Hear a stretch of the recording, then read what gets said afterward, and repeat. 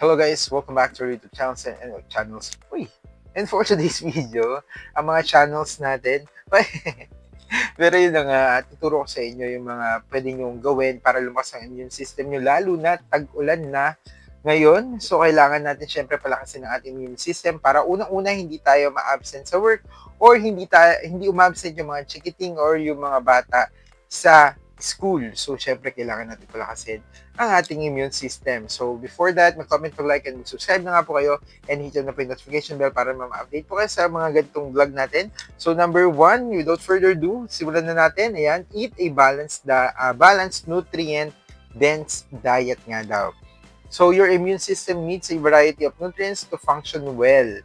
Ito nga po yung mga vitamins na kailangan po natin i-intake para naman masigurado natin hindi tayo basta-basta magkakasakit. Of course, syempre, kailangan natin to, lalo na ngayon, ayan, para hindi matigil nga ang ating pagtatrabaho at ang pagpasok at matuto ang ating mga chikiting. Ayan. Number 1 is yung vitamin C. Saan nga ba natin makukuha yung vitamin C?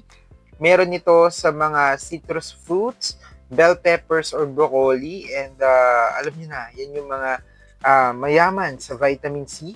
Number 2 is vitamin D. Ayan, vitamin D ay nakukuha po natin sa sunlight, fatty fish, and fortified foods. Ayan, so alam naman natin, di ba, magpa-araw ka lang, pero don't forget, wag masyado yung sobrang init, hindi na rin naman na healthy yung ganun. Yung mga maaga talaga na sikat ng araw, yun pa yung healthy.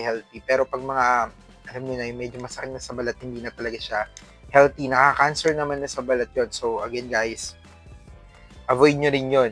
Number 3 is yung zinc. Ayan, kailangan din natin ng zinc, of course, para maging healthy tayo. Di ba, nagka-pandemya, you know naman, vitamin C with zinc ang hinahanap natin kadalasan.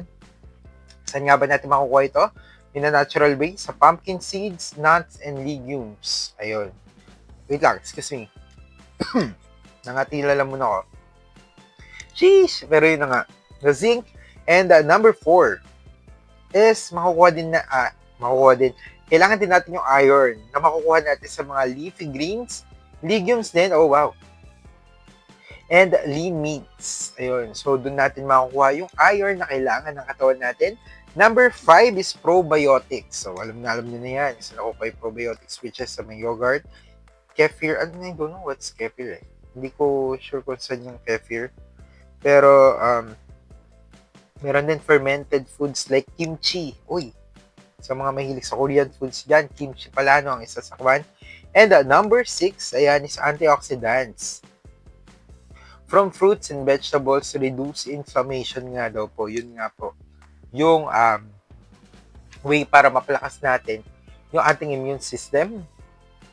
Yung mga dapat natin kainin, mga pwede natin kainin. So, hanggang dito lang muna guys. Medyo may problema tayo sa throat natin, nangangati throat natin. So, hanggang dito muna. Maraming salamat. God bless po kayo palagi.